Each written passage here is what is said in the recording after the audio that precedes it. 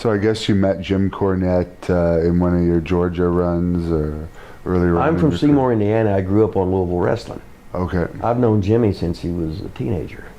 We was business partners in OVW together. I trained all the WWE guys when they were developmental. He did all the TVs and the interviews. Saw him every day. He's about the only guy I agree with in this business on everything. The only reason but the thing is he can say it so articulate, and I just say, well, that's fucking stupid, where he can emphasize why it's stupid. But I never seen a guy so smart in wrestling for not being a performer. I see. You know what I mean? And, but as far as laying shit out, Jesus Christ, knowing his shit, which is guys, now, if you wrestled 20 years, it's like promotion. If you wrestled 20 years, you know how to be a promoter, and you learn by mistakes. Now the promotions are tax check guys, television executives, somebody that has nothing to do with wrestling, but now they're running shows, or running in a network, or whatever the hell it is. They're not real wrestlers. It ain't Eddie Graham running shit, Ole running shit, Watts running, the stuff we was talking about with the territories. Yeah. Rougeau's running stuff in Montreal or whatever it is with this and that. And I probably veered off the question again that you asked me. I'm going to guess you were probably there that night that Jim had his incident with the boogeyman. I was there earlier and I'd left. Okay. But I heard Lance Storm said Boogeyman was pretty much untrainable. Is that? Well, it's how did he look? Great. He did the worm gimmick or whatever.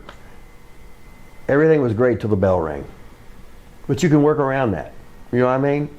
But he was a unique character, that's for sure.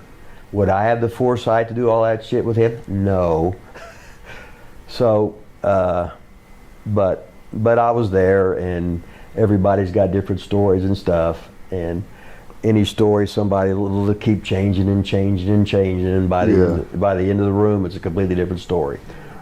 What's your craziest Jim Cornette story that something you've witnessed? Well, Jimmy's Jimmy. He's passionate. He loves wrestling. How can I get mad at somebody? And I think I agree with him with everything he says. But if I didn't agree with him, how could I get mad when he's got a passion and believe? If you believe in what you do, how can I get mad at it? We just got a difference of opinion. I just think it this way and you think it that way. But I seen him take them ball bats and bash out windows and bash out the walls and shit like that. And I was scared he was always going to have a heart attack and shit. I could see his face getting red, blood pressure, whatever. But I'm surprised he's made it this far.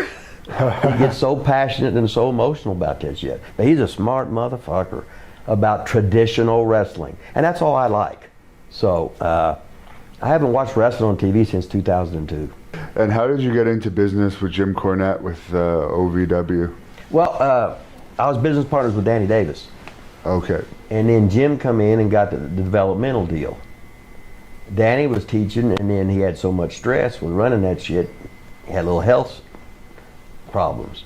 So I just took over there. So I ran it down there.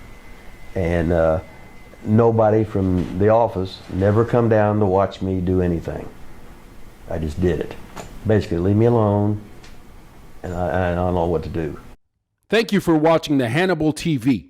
Please like this video if you enjoyed it, and click the subscribe button to not miss any of our latest shoot interviews, match videos, or news updates. Support us on patreon.com for $1.99 a month to watch our full shoot interviews ad-free and help our channel grow. Follow us on Twitter at the Hannibal TV for instant updates.